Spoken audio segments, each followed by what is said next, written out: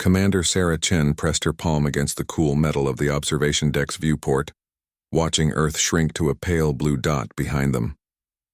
The UES Prometheus, humanity's first deep space exploration vessel, hummed with quiet efficiency as it pushed further into uncharted territory than any human had ever traveled. "Still can't believe we're actually out here," whispered Dr. Marcus Webb, the mission's xenobiologist, as he joined her at the window. His breath fogged the glass slightly in the recycled air of the ship. Sarah nodded, her reflection ghost-like in the transparent aluminum. 3 months into their 5-year mission, and the vastness of space still took her breath away. Behind them, Earth's solar system was becoming just another point of light among countless others. Ahead lay the unknown. "Contact on long-range sensors," announced Lieutenant Torres from the bridge comm. "Something big, Commander." "Really big." Sarah's heart rate spiked as she and Webb rushed to the bridge. The main view screen showed what appeared to be a massive structure floating in the void, easily 10 times the size of their ship. Its surface was smooth and dark with strange geometric patterns that seemed to shift and flow like liquid metal. "Analysis?" Sarah asked, settling into her captain's chair. "It's definitely artificial," reported Chief Science Officer Kim Park, her fingers dancing across her console. "The materials are unlike anything in our databases. Energy readings are off the charts, but it's not aggressive. Almost like it's sleeping." Webb leaned forward, his scientific curiosity overriding any fear. "Could this be our first contact? An alien vessel?" Before anyone could answer, the structure began to change. Lights flickered along its surface in complex patterns, and a section of its hull suddenly became transparent, revealing a vast interior space filled with beings unlike anything humans had ever imagined. "They're scanning us," Torres reported, his voice tight with tension. "Multiple energy signatures probing our hull, our computer systems, even our biological signatures." Sarah felt the weight of history on her shoulders. This moment would define humanity's future among the stars. "Open a channel. All frequencies." Static filled the bridge before a voice emerged, speaking perfect English with an oddly musical quality. "Greetings, young travelers. We are the Zephyrians of the third spiral. We have been waiting for you." The bridge fell silent. Waiting for them? How could they possibly know humans were coming? "This is Commander Sarah Chen of the United Earthship Prometheus," she replied, trying to keep her voice steady. "We come in peace, seeking knowledge and understanding." A soft chuckle emanated from the speakers. "Peace? Yes, we have observed this quality in your species. It is why we chose to reveal ourselves." The main screen shifted to show the interior of the alien vessel more clearly. The beings inside were tall and graceful, with translucent skin that seemed to glow with an inner light. Their faces were angular but kind, with large eyes that held an ancient wisdom. "You've been watching us?" Webb asked, unable to contain his excitement. "For some time, yes. Your species shows remarkable potential. You have overcome great challenges, learned to work together despite your differences. This is rare among young civilizations." Sarah felt a mixture of pride and wariness. "What do you mean by young civilizations?" The alien's image flickered slightly as if adjusting the transmission. "You are not the first species to reach the stars, Commander Chen. The galaxy is ancient and full of life. Most civilizations destroy themselves before they learn to truly cooperate. You have not." The implications hit the bridge crew like a physical blow. They weren't alone, and apparently they weren't the first to make this journey, but they had survived something that others had not. "We've been monitoring your progress since you first split the atom," the Zephyrian continued. "Many of us expected you to follow the path of extinction. Wars, environmental destruction, social collapse. These are the common endings for species like yours." Torres shifted uncomfortably in his seat. "But we didn't." "No, you adapted. You learned. You chose cooperation over destruction when it mattered most. The formation of your United Earth Coalition. Your decision to explore space together rather than as competing nations. Your efforts to heal your world's environment. These choices marked you as different." Sarah stood, feeling the gravity of the moment. "What happens now?" The alien's expression, strange as it was, seemed to convey something like a smile. "Now, Commander Chen, we extend an invitation. The galaxy is vast and dangerous. Young species need guidance, protection, and allies. We offer you membership in something greater than yourselves." Webb practically bounced in his seat. "A galactic alliance?" "The Cosmic Concordat. 47 species working together for mutual protection and advancement. We face threats that no single world could handle alone. Ancient machines that devour planets, energy beings that feed on stellar matter, empires that exist only to consume and destroy. The bridge crew exchanged glances. This was far beyond anything they had prepared for. But why us? Sarah asked. We've barely left our solar system. Because you have something many advanced species have lost, something that cannot be taught or programmed. You have hope and you have heart. You fight for each other, even when logic suggests you should not. These qualities make you valuable allies. Sarah looked around at her crew, seeing her own thoughts reflected in their faces. They had come seeking knowledge and found themselves on the threshold of joining a galactic community. We would need to return to Earth, consult with our leaders, she said carefully. Of course, but know this, Commander. Dark times are coming. An ancient enemy stirs in the galaxy's core, and when it wakes, every free species will need to stand together or fall separately. The transmission flickered again, and the alien vessel began to move away slowly. We will be in contact soon. Prepare your people, Commander Chen. The universe is about to become a much larger place. As the massive alien ship disappeared into the cosmic distance, Sarah realized that humanity's greatest adventure was just beginning. They had sought the stars and found their destiny among them. The return journey to Earth would be the longest 3 months of her life, carrying news that would change everything humanity thought they knew about their place in the universe. Behind them, space seemed less empty than before. Somewhere out there, 47 different species were waiting to see what humanity would choose. The emergency session of the United Earth Council had been going for 6 hours straight, and tensions in the Geneva Assembly Hall were reaching a breaking point. Representatives from every nation sat in stunned silence as Commander Chen finished her detailed report for the 3rd time. President Elena Vasquez of the Earth Coalition rubbed her temples, trying to process information that challenged everything humanity believed about their place in the universe. Let me understand this correctly, Commander.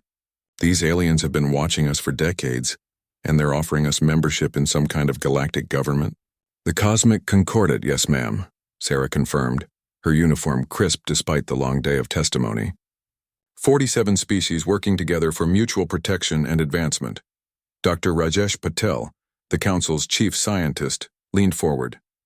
And they chose us because of our capacity for cooperation? That seems almost too convenient. With respect, Dr. Patel, Webb interjected from his seat beside the commander, our own history supports their assessment. The formation of the United Earth Coalition after the climate wars, our joint space program, our unified response to the asteroid threat of 2157. We've consistently chosen unity over division when facing existential challenges. General Morrison, head of Earth Defense Forces, wasn't convinced. This could be an elaborate deception. How do we know these aliens aren't planning an invasion and using cooperation as a smokescreen? The question hung in the air until Dr. Park stepped forward, activating a holographic display. The energy signatures we detected from their vessel alone could have vaporized our ship instantly. If they wanted to harm us, they wouldn't need deception. Representative Chen Wei from the Asian Federation raised her hand. What about this ancient threat they mentioned?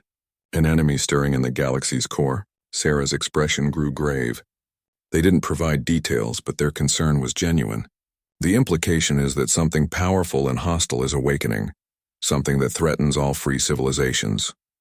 The hall erupted in worried murmurs until President Vasquez called for order. This is unprecedented. We're being asked to make a decision that will affect not just our generation, but the entire future of humanity. Ambassador Sarah Okafor from the African Union stood slowly. Perhaps the question isn't whether we can trust them, but whether we can afford not to. If there truly is a galactic threat approaching, isolation might be the most dangerous choice we could make. But what about our sovereignty? Demanded Representative Klaus Fischer from the European Federation. Joining this concordat could mean following alien laws, alien customs. We could lose what makes us human. Dr. Webb shook his head.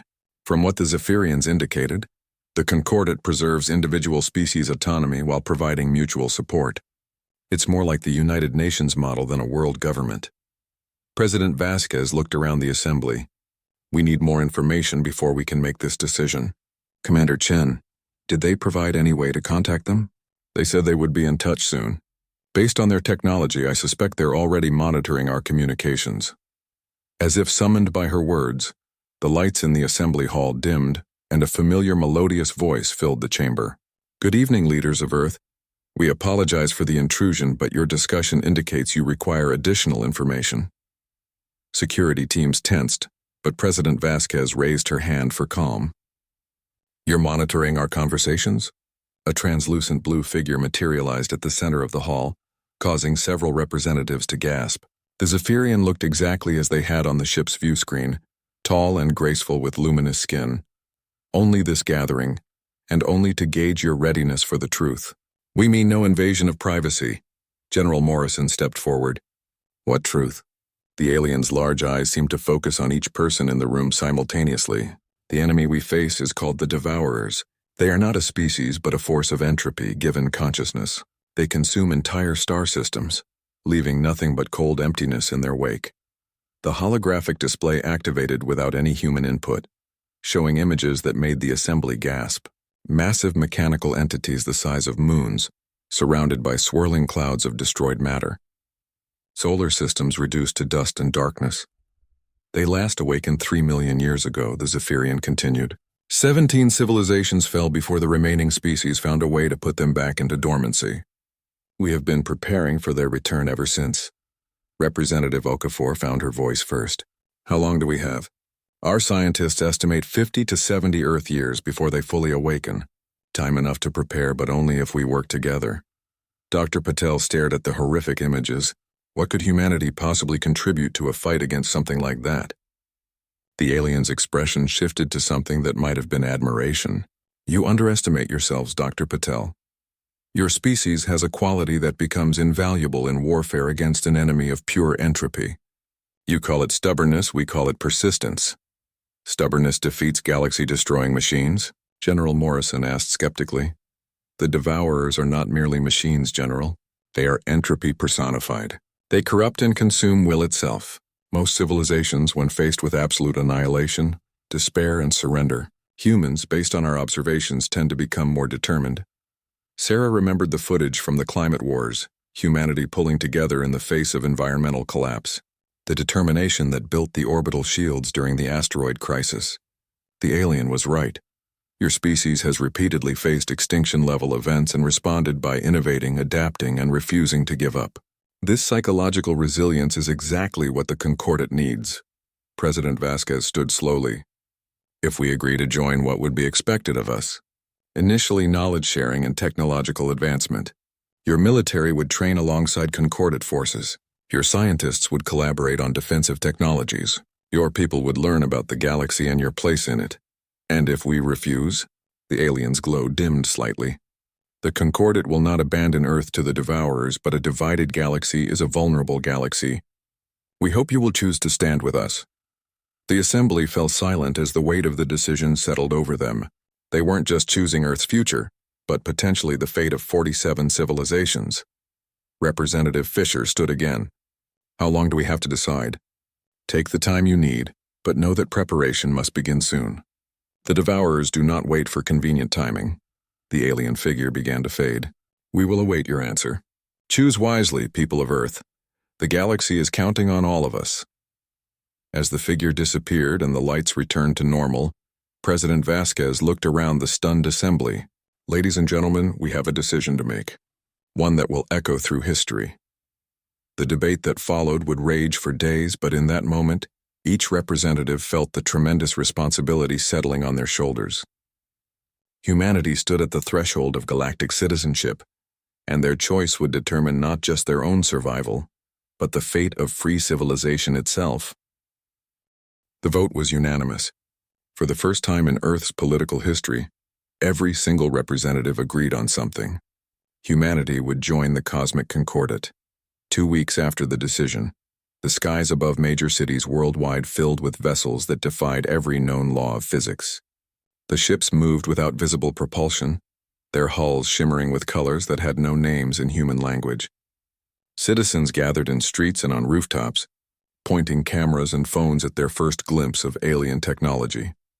Commander Sarah Chen stood on the landing platform at Geneva Spaceport, watching the largest vessel descend. It was beautiful in a way that made her chest tight with emotion, The ship seemed to be made of crystallized starlight, its surface flowing like liquid while maintaining perfect structural integrity. "Still can't quite believe this is happening," Dr. Webb muttered beside her, clutching a tablet full of questions he'd prepared for their alien hosts. The ship touched down without a sound, and a section of its hull simply dissolved away, revealing an interior that glowed with soft, warm light. 3 figures emerged, and Sarah felt her breath catch. The Zephyrians were even more magnificent in person than they had appeared on the view screen. The lead figure approached with movements that seemed to flow like water. "Commander Chen, Dr. Webb. I am Eliana, speaker for the Zephyrian delegation." "We are honored to welcome Earth into the Concordat." Sarah stepped forward, extending her hand in the traditional human greeting. Eliana looked at the gesture curiously, before reaching out with her own translucent appendage. The contact sent a warm, tingling sensation up Sarah's arm. "The honor is ours, Speaker Eliana. Earth is ready to begin this new chapter." "Excellent. But first you must understand what you have joined. Come aboard and we will show you." The interior of the ship was nothing like any human vessel. There were no harsh angles or mechanical surfaces. Everything curved and flowed organically, as if the ship had been grown rather than built. The walls displayed what appeared to be windows, but Sarah realized they were actually showing real-time images from across the galaxy. "Your ship is alive," Webb whispered in amazement, running his hand along a surface that felt warm and responsive. "All Zephyrian technology is biomechanical," Eliana explained. "We learned long ago that artificial intelligence and living consciousness work best in harmony. This ship, Star Whisper, has been my companion for over 200 Earth years." They entered a vast chamber that seemed impossibly large for the exterior dimensions of the vessel. At its center stood a 3-dimensional map of the galaxy, with thousands of points of light marking inhabited worlds. "The Milky Way contains approximately 400 billion stars," Eliana began, gesturing to the display. "Of those, roughly 2 million have developed sapient life. The Cosmic Concordat represents 47 of the most advanced and cooperative civilizations." Sarah studied the map, noting that the member worlds formed a rough network spanning about a third of the galaxy. "What about the rest? Some have chosen isolation, others are too primitive for contact, and many," Eliana's glow dimmed slightly, "have destroyed themselves before achieving interstellar cooperation." New figures appeared in the chamber, and Sarah realized they were holograms of other Concordat species. A massive creature that looked like a walking mountain of crystal, a gaseous being that constantly shifted between states of matter, and something that appeared to be made of pure geometric patterns. "These are your fellow Concordat members," Eliana announced. "May I present High Crystallographer Thex of the Mineral Communes, Cloudform Prime of the Atmospheric Collective, and Equation Singer Zix of the Mathematical Realm." Each being acknowledged the humans in their own way. Thex created a complex crystal formation that somehow conveyed greeting. Cloudform Prime shifted into a pattern that felt welcoming, and Zix generated a series of harmonic tones that made Sarah feel inexplicably happy. "Humans are remarkably adaptable," Thex rumbled in a voice like grinding stone. "Your neural patterns show rapid adjustment to our presence. Most species require extensive preparation for first contact." Dr. Webb stepped forward, his scientific curiosity overcoming any nervousness. "How many other carbon-based life forms are in the Concordat?" 11, including yourselves," Cloudform Prime answered, its voice like wind through leaves. "But biochemistry matters less than psychology. The Concordat succeeds because we share common values, not common genetics." Equation Singer Zix created a complex mathematical display in the air. Cooperation coefficient analysis indicates humans score exceptionally high for intergroup collaboration under stress conditions. This metric strongly correlates with Concordat compatibility. Eliana guided them to another section of the chamber, where the galactic map zoomed in on a dark region near the galaxy's core. "This is where the Devourers sleep. Our long-range sensors detect increasing energy fluctuations. The awakening has begun." Sarah studied the ominous darkness that seemed to absorb light from surrounding stars. "What exactly are the Devourers?" "The best explanation your science could understand is that they are entropy given consciousness and purpose. They exist to return the universe to the cold emptiness that preceded creation." Webb pulled up information on his tablet. "But entropy is a natural force, not something that can be conscious." Thex's crystal structure shifted into a configuration that somehow conveyed ancient sadness. We thought the same, Dr. Webb, until we encountered them. They are consciousness born from the spaces between things, intelligence arising from nothingness itself.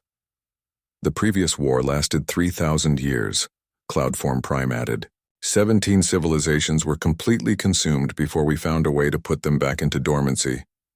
How did you stop them? Sarah asked. Ileana's expression grew thoughtful. With great sacrifice and a discovery that cost everything. We learned that the Devourers cannot consume what truly connects to others. Their entropy only affects isolated systems. Equation singer Zix projected new calculations. Mathematical proof indicates maximum resistance occurs when diverse consciousness types link in quantum harmony. Unity amplifies existence probability exponentially. Sarah began to understand. You need species that can work together, that can truly connect across differences. Precisely. The Devourers feast on division, fear, and isolation. They cannot consume what is genuinely unified. This is why the Concordat exists, and why we desperately need species like humanity. Webb looked up from furious note-taking. What makes humans special in this regard? Thex's crystals chimed softly. Your species forms emotional bonds across incredible differences. Genetic, cultural, ideological. You find ways to care for each other despite having very logical reasons not to. Most species that reach the stars do so by eliminating internal conflicts, Ileana explained. They achieve unity through conformity. Humans have achieved cooperation while maintaining diversity. This creates stronger connections. The implications were staggering. Humanity's greatest weakness, their tendency to disagree and fight among themselves, had somehow become their greatest strength in the face of cosmic annihilation. So, our job is to help hold the galaxy together when the Devourers wake up? Sarah asked. Your job, Cloudform Prime corrected, is to be yourselves. To demonstrate that different kinds of consciousness can work together, can care for each other, can form bonds that entropy cannot break. Ileana moved to a control surface that responded to her touch like a living thing. But first you must learn.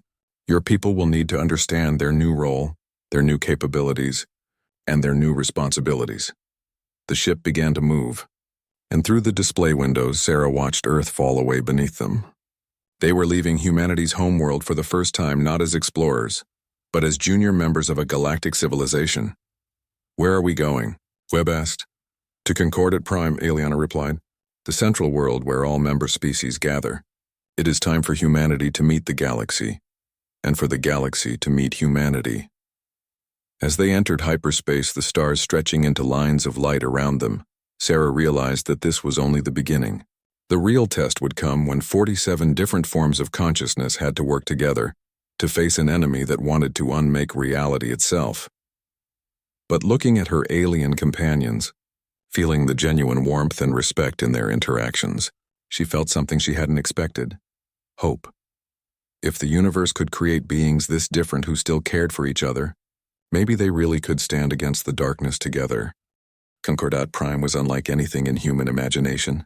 The planet itself seemed to have been designed rather than formed naturally, with continents that spiraled in perfect geometric patterns and oceans that glowed with bioluminescent life. Cities floated in the atmosphere, connected by bridges of hardened light, while underground complexes extended deep into the planet's core.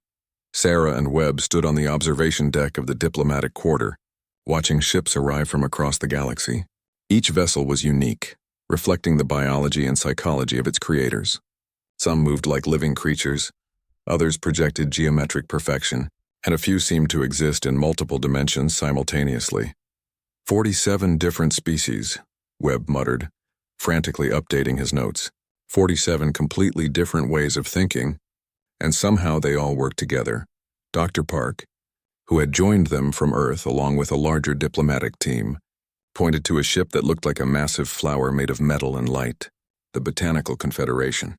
They're the galaxy's primary food producers, but their ships are actually living organisms. Their guide, a young Zephyrian named Kale, gestured toward the planetary surface. Each species maintains their own cultural sector, but the Central Assembly brings everyone together for important decisions. Today, the full Concordat will meet to formally welcome humanity. Sarah felt the weight of representation on her shoulders. In a few hours, she would be speaking for all of humanity to an audience of beings she couldn't even imagine. Nervous? Kale asked, his empathic abilities apparently detecting her emotional state. Terrified, Sarah admitted. What if we don't measure up? What if joining the Concordat was a mistake? Kale's luminous features shifted into what she was learning to recognize as a smile. I felt the same when the Zephyrians first joined 3,000 years ago. We were convinced we were too young, too primitive. The senior members would surely reject us. What changed your mind? A wise old crystallographer told me something I've never forgotten. Young perspectives see possibilities that ancient minds have forgotten. New voices ask questions that old ones stop hearing. The galaxy needs fresh thinking, especially now. They made their way to the Central Assembly, a vast amphitheater that existed in a state of controlled dimensional flux. The architecture shifted constantly to accommodate the various environmental needs of different species. Atmospheric compositions changed in real time. Gravity fields fluctuated, and even the concept of up and down seemed negotiable. As they entered, Sarah gasped at the sight of her fellow Concordat members. The diversity was overwhelming and beautiful. Beings of crystal and light mingled with creatures of gas and plasma. Some existed as pure mathematics made manifest, while others were clearly biological but unlike anything from Earth's evolutionary tree. The Assembly recognizes Speaker Eliana of the Zephyrian delegation, announced a voice that seemed to come from everywhere and nowhere at once.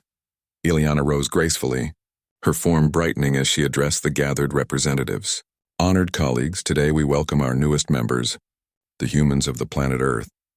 The Assembly's response was a symphony of sounds, lights, and energies that somehow conveyed unanimous approval and curiosity. High crystallographer Thex created a complex crystal formation that translated as formal introduction. Let the human representatives present themselves and their species to the Assembly. Sarah stood, her heart pounding, and walked to the central platform.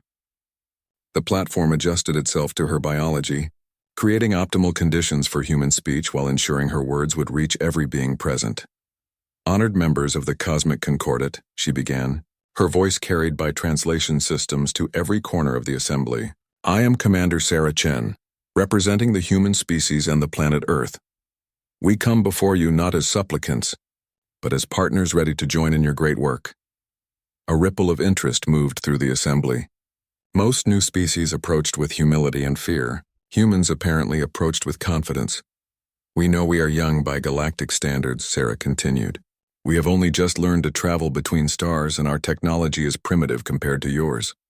But we bring something else to this alliance. We bring determination. The mathematical realm's representative, equation singer Zix, projected a query in pure mathematical form that the translation system rendered as define determination in measurable terms.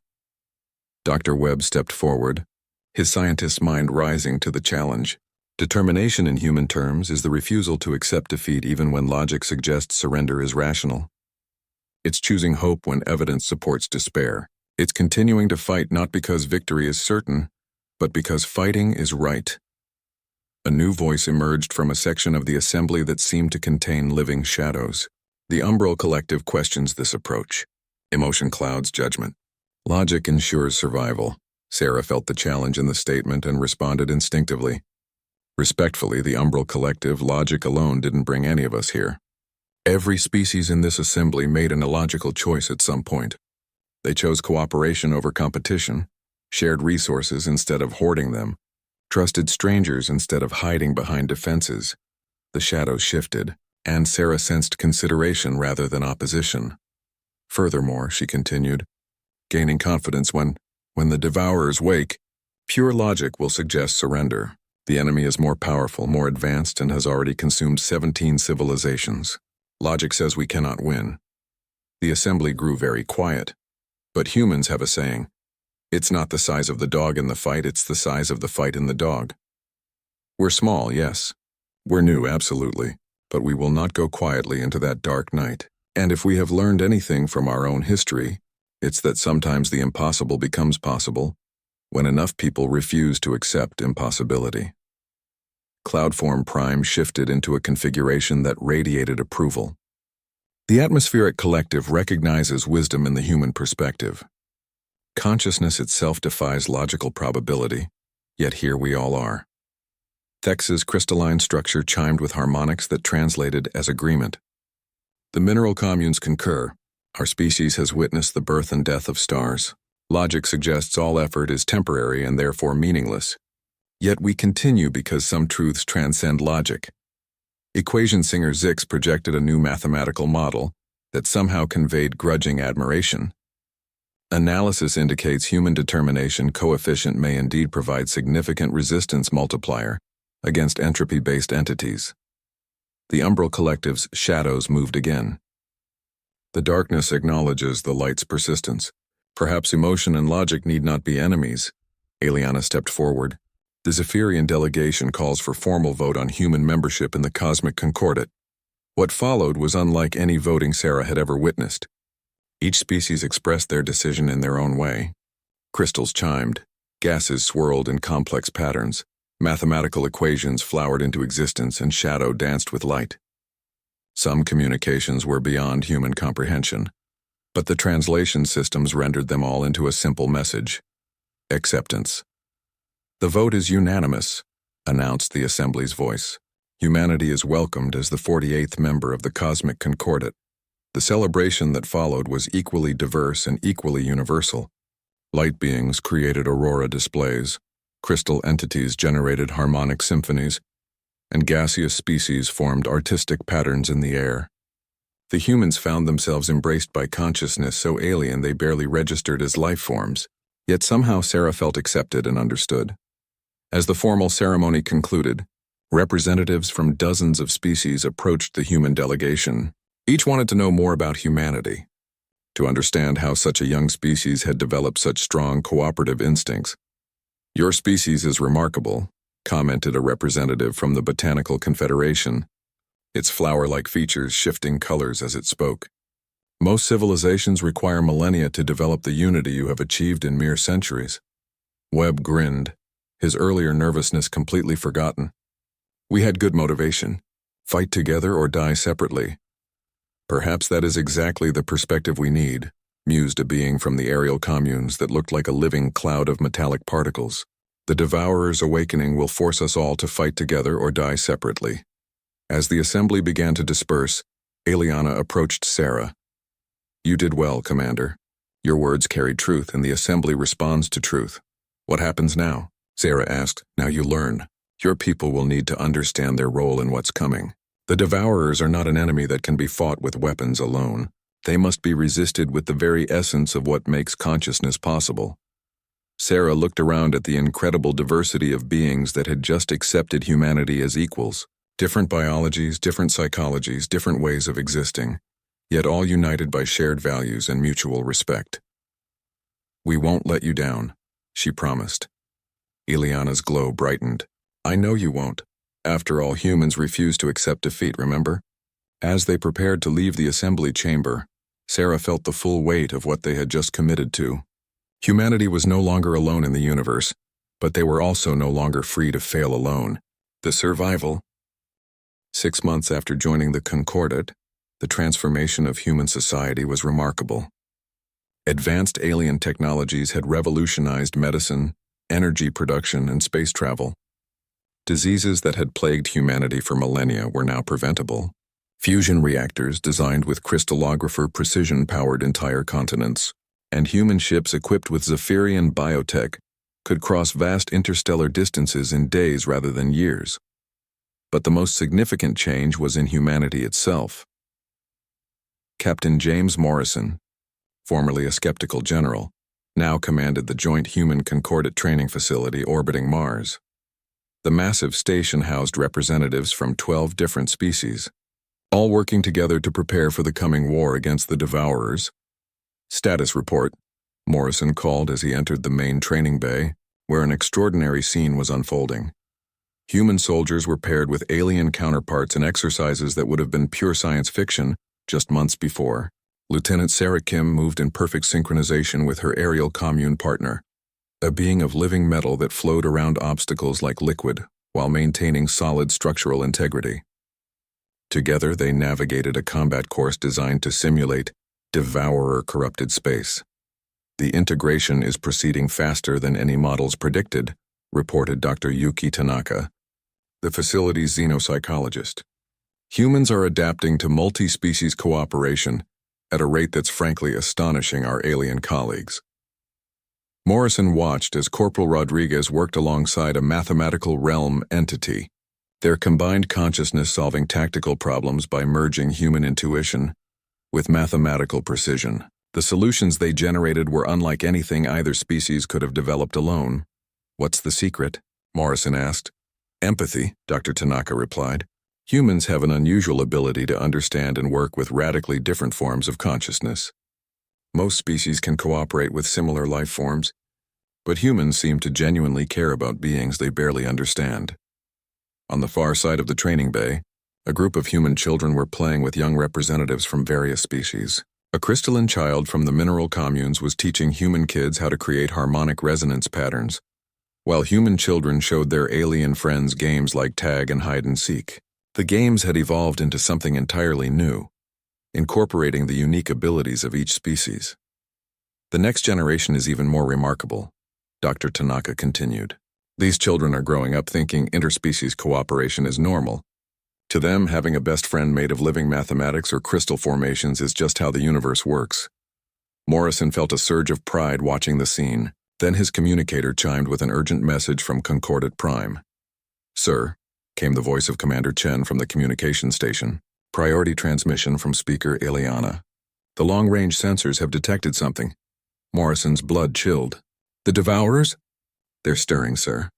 The awakening is accelerating." Within hours, representatives from all 48 Concordat species had gathered in emergency session. The Central Assembly's atmosphere was tense with an energy that transcended species barriers. Fear, determination, and grim resolve mixed in a cocktail of emotion that even the most logical species couldn't ignore. High crystallographer Thex projected a three-dimensional map of the galaxy's core region. Dark tendrils of nothingness were spreading outward from the central black hole, consuming light itself as they advanced. "The corruption spreads faster than our previous models predicted," Thex reported, its crystal harmonics carrying a note of concern that translated across all species.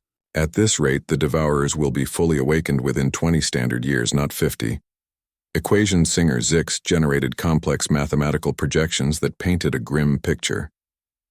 Defensive probability calculations indicate insufficient preparation time. Recommended response: accelerated alliance integration protocols." Commander Chen stood among the human delegation, feeling the weight of expectation from beings she had only recently met, but now considered family. What can humanity do to help? Speaker Ileana's form brightened as she addressed the assembly. "The preliminary integration reports from the Mars facility are remarkable. Human personnel are achieving synchronization rates with other species that we've never seen before." Cloudform Prime swirled into a pattern of curiosity. Define synchronization in this context. Dr. Webb, now serving as Earth's chief xenobiologist, stepped forward. "Our people aren't just cooperating with other species, they're forming genuine emotional bonds. They care about their alien partners as much as they care about other humans." A new voice emerged from the Umbral Collective. "Emotional bonds create psychological vulnerabilities. The Devourers exploit such connections." "Actually," Dr. Tanaka interrupted, having been brought to Concordat Prime specifically for this discussion, "our research suggests the opposite.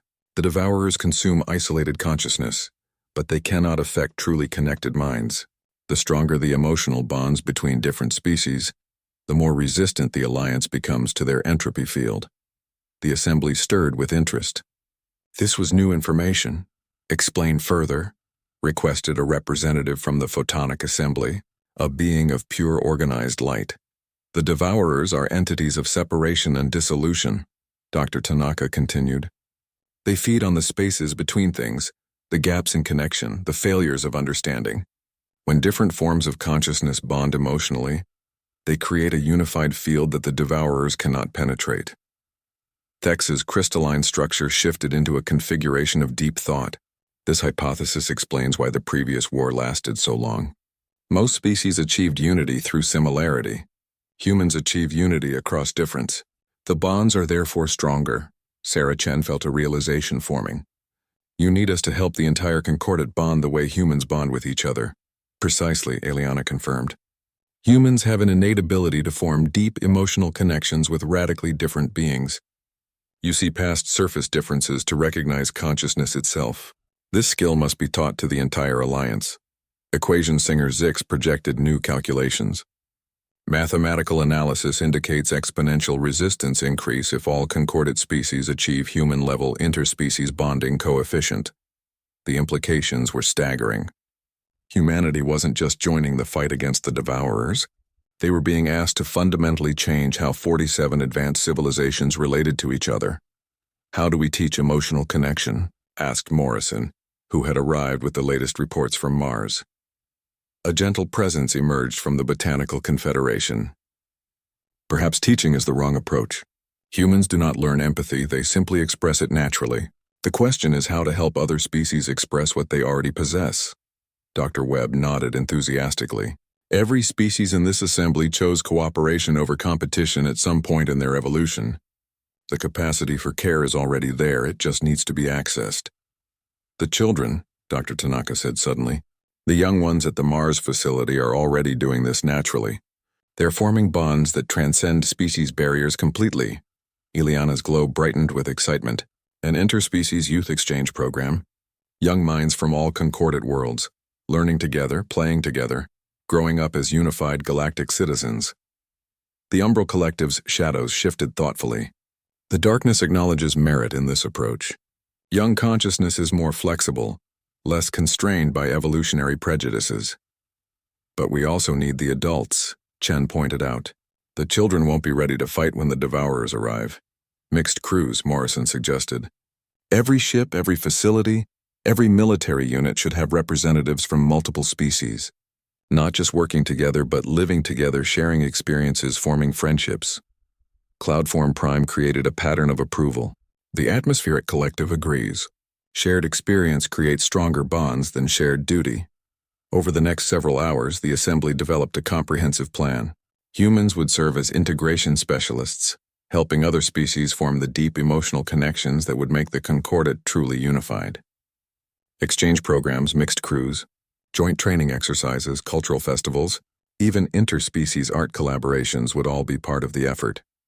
As the session concluded, Thex approached the human delegation.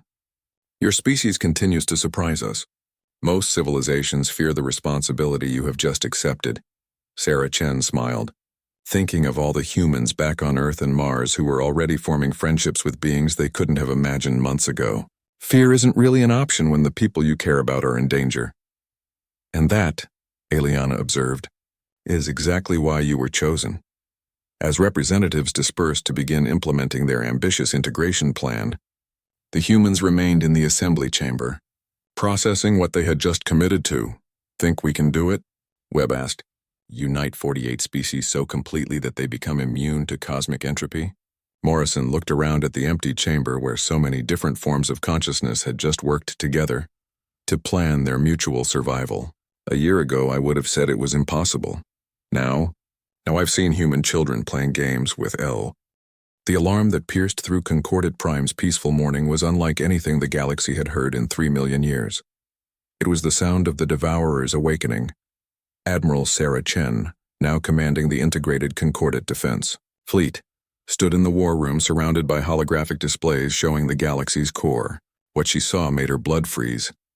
The darkness wasn't just spreading, it was accelerating, consuming entire star systems in minutes rather than years.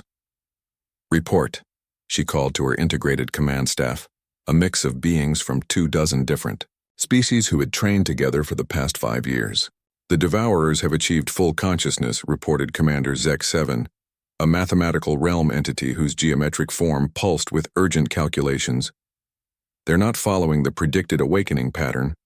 Something has changed." "Hi." Navigator Thriceborn, a gaseous being from the Atmospheric Collective, swirled into a pattern of concern. "Long-range sensors indicate they've learned from their previous dormancy. Their entropy fields are more sophisticated, more aggressive." Sarah studied the tactical displays with growing alarm.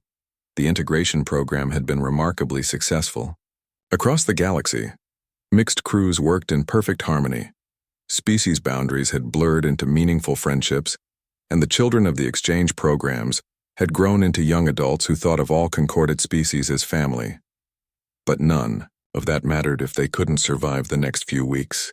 How long until they reach the outer territories, she asked. 6 months at current expansion rate, replied Lieutenant Corral, a crystalline being whose harmonic voice carried mathematical precision. But Admiral, the expansion rate is accelerating. They're feeding on the fear and panic their approach is creating. Dr. Webb, now gray-haired but still enthusiastic, looked up from his xenobiology station. That's it. That's what they've learned. They're not just consuming matter and energy anymore. They're consuming emotion, specifically negative emotions. Fear makes them stronger. The implications hit the command staff simultaneously. The more afraid the galaxy became, the faster the devourers would advance. Emergency assembly session, Sarah ordered. All species representatives priority override.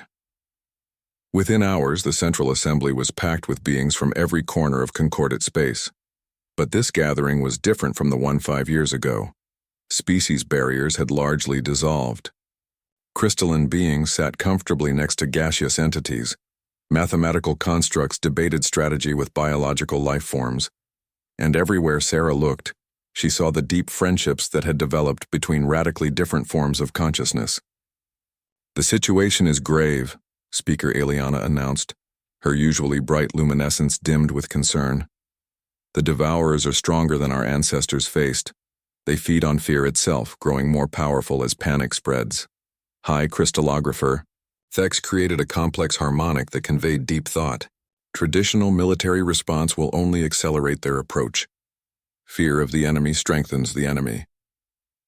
Then we don't fear them, said a clear voice from the human section. Every being in the assembly turned to look at Captain Elena Rodriguez, one of the original children from the Mars exchange program, now a decorated officer. She stood with casual confidence beside her longtime partner, a mathematical realm entity called Prime 9. Explain, requested Equation Singer Zix, its geometric patterns shifting with interest. Elena stepped forward, and Sarah felt a surge of pride. This young woman had grown up thinking interspecies cooperation was normal, thinking of aliens as family, thinking of the galaxy as home. You're thinking about this wrong, Elena continued. The Devourers aren't just our enemy. They're the enemy of everything we've built together. They want to unmake our friendships, destroy our connections, turn us back into isolated, competing species. Prime 9 flowed into a supportive configuration beside her. Mathematical analysis supports emotional response approach. The Devourers cannot consume joy, love, or unity. These emotions strengthen consciousness bonds. A ripple of understanding moved through the assembly. She's right, said Kale, Sarah's old Zephyrian guide, now a senior diplomat. The previous war was fought with duty and determination. Important, but cold emotions. What if we fight with warm emotions instead? Dr. Tanaka, also aged but still brilliant, stood from the human delegation. The integration program proved that positive emotional bonds between species create fields the Devourers cannot penetrate. What if we expanded that field to cover the entire galaxy? Thex's crystalline form chimed with excitement. A galaxy-wide emotional resonance field, theoretically possible if all consciousness in concordate space participates simultaneously.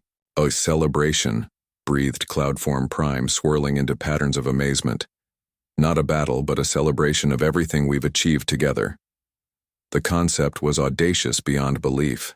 Instead of meeting the Devourers with weapons and fear, they would meet them with joy and unity. It's never been attempted, warned a representative from the Umbral Collective. The risk is enormous. If the resonance field fails, the Devourers will consume the emotional energy and become exponentially more powerful. Elena Rodriguez smiled, and Sarah saw in that smile the confidence of a generation that had grown up knowing the galaxy was full of friends, not strangers. Then we make sure it doesn't fail.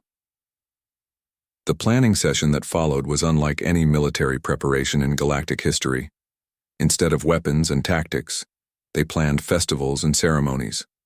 Instead of battle formations, they organized celebration patterns. Instead of war cries, they composed songs of unity that could be sung by crystalline chimes, gaseous harmonics, mathematical equations, and human voices all at once. Every world, every station, every ship, Sarah announced as the plans took final shape, simultaneous celebration across all of concordate space. We show the Devourers not what we fear to lose, but what we're proud to have built. The next months were a whirlwind of preparation. Artists from every species collaborated on works that celebrated their differences while highlighting their unity. Musicians created compositions that could be performed by any form of consciousness. Children practiced dance moves that incorporated the movement patterns of gas beings, the harmonic resonance of crystals, and the geometric precision of mathematical entities. As the Devourers approached the outer rim of concordate space, consuming everything in their path, the galaxy prepared not for war, but for the greatest celebration in cosmic history. Final status report, Sarah called as the moment approached. All worlds reporting ready, announced her communications officer, a being of pure organized light. 48 species, 12,000 worlds, 8 billion individuals all synchronized and prepared. Through the observation ports of the command station, Sarah could see the edge of the Devourer's entropy field, a wall of absolute nothingness that consumed light, matter, and hope itself. But she felt no fear. Around her, her integrated crew radiated determination and joy. They weren't just fighting for survival anymore. They were celebrating survival. Begin the celebration, she ordered. Across the galaxy, the most diverse concert in cosmic history began. Crystalline beings created harmonic frequencies that resonated through space itself. Gaseous entities performed atmospheric dances that painted entire worlds in colors that had no names. Mathematical constructs generated geometric patterns of beauty so complex they approached art. Biological species from 1,000 different evolutionary paths sang together in languages that transcended words. And in the middle of it all, humans did what they did best.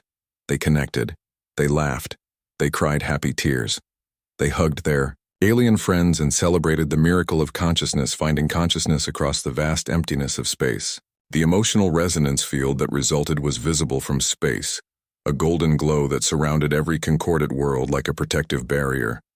But more than protection, it was proclamation. This is what we are. This is what we've built. This is why consciousness matters. The Devourers hit the field like a wave of entropy crashing against a wall of joy. And for the first time in their ancient existence, they stopped. Sarah watched the displays in amazement. The wall of nothingness, that had consumed 17 civilizations and countless star systems, simply halted at the edge of the celebration field. The Devourers pushed against it but could not advance. They can't consume it, Dr. Webb whispered in wonder.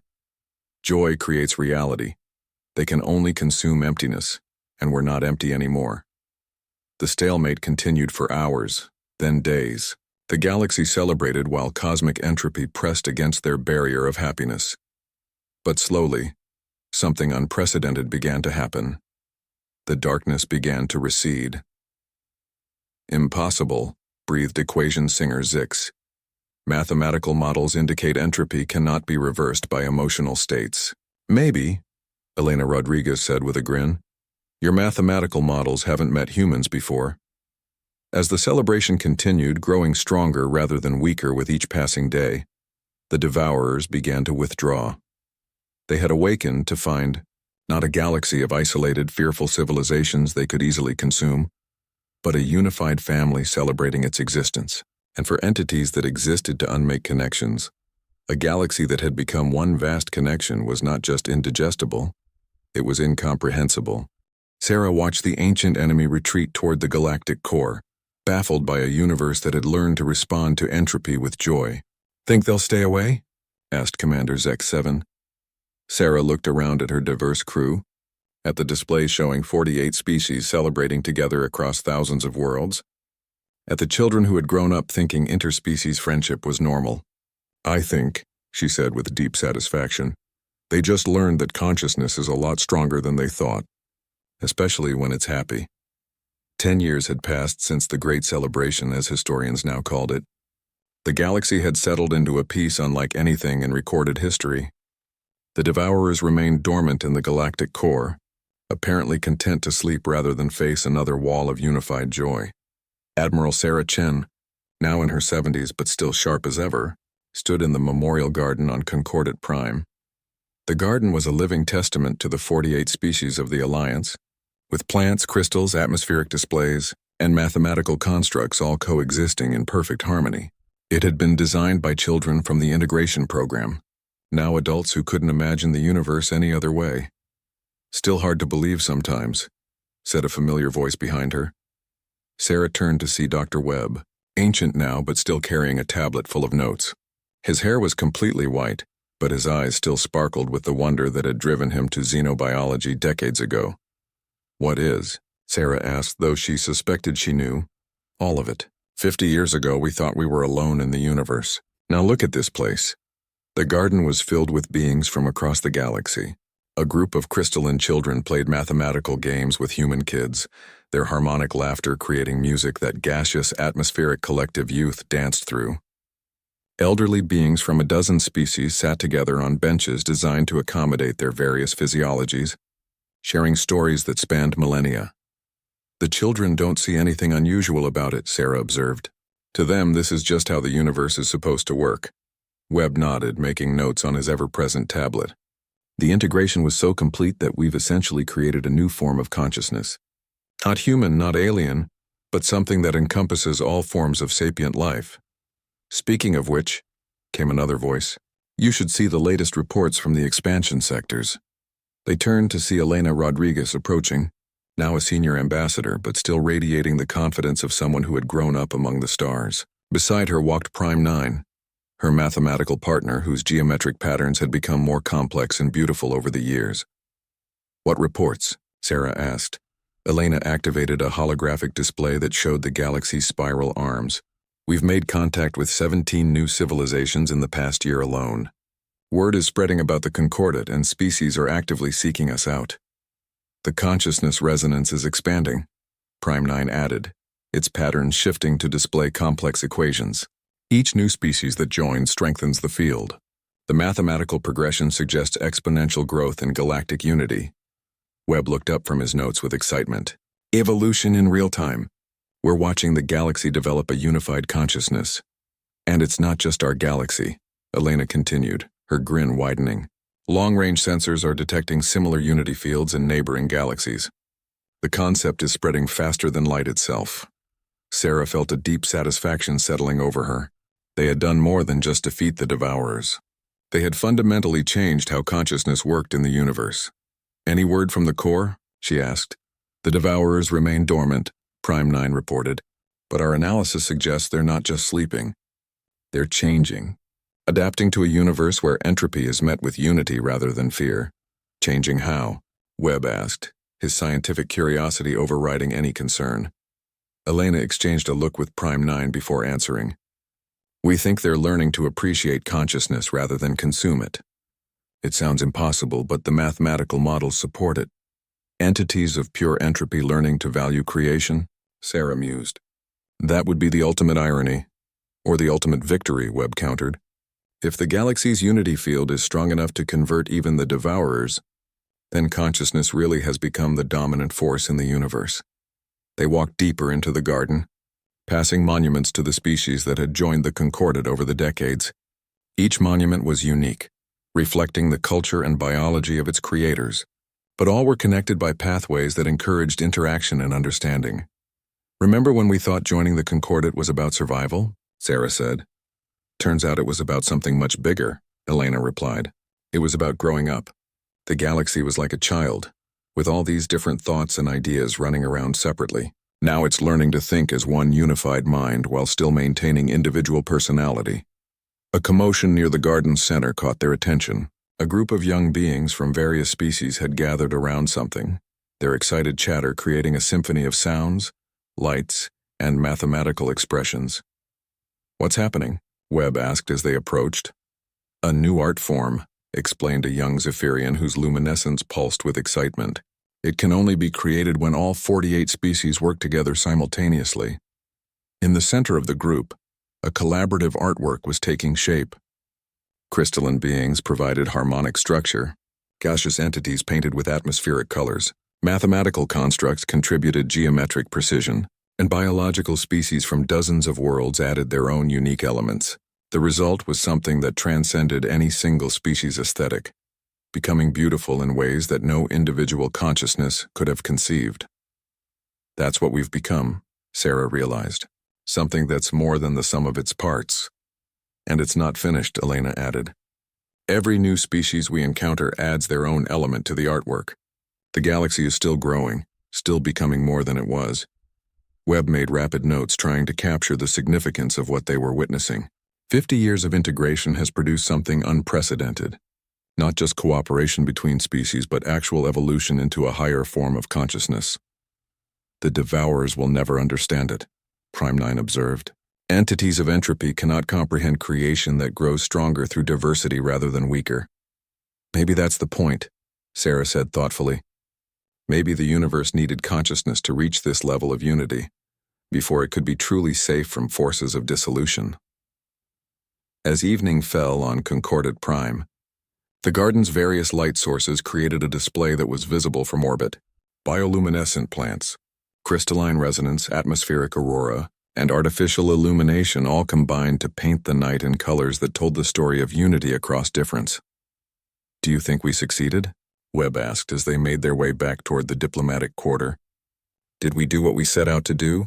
Sarah considered the question as she looked around at the diverse beings heading home to families that spanned multiple species, at children who thought intergalactic friendship was normal, at a civilization that had learned to celebrate difference rather than fear it. We set out to survive, she said finally. Instead, we learned to thrive. We didn't just defeat entropy, we replaced it with something better. Joy, Elena added simply. We replaced the universe's tendency toward dissolution with a conscious choice toward connection. And the best part, Prime 9 contributed, its geometric patterns shifting to display what could only be described as mathematical happiness, is that it's self-sustaining. Each new generation, each new species that joins, makes the unity stronger rather than weaker. As they reached the diplomatic quarter, Sarah paused to look up at the night sky. Somewhere out there, new civilizations were taking their first steps toward the stars, and they would find not an empty universe or a hostile one, but a galactic family waiting to welcome them home. The day humans and aliens became allies, she murmured, remembering the title of the historical accounts that were already being written about their era. No, Webb corrected gently, the day the universe learned to love itself. Above them, the stars seemed to shine a little brighter, as if the cosmos itself was celebrating the consciousness that had learned to fill the emptiness between worlds with connection, understanding, and joy. The galaxy had grown up, and it was magnificent. In the depths of space, even the Devourers stirred in what might have been contentment, ancient entities of entropy learning for the first time that perhaps existence was more interesting than non-existence after all. The universe had become conscious of its own beauty, and consciousness, as humans had taught it, was always worth celebrating.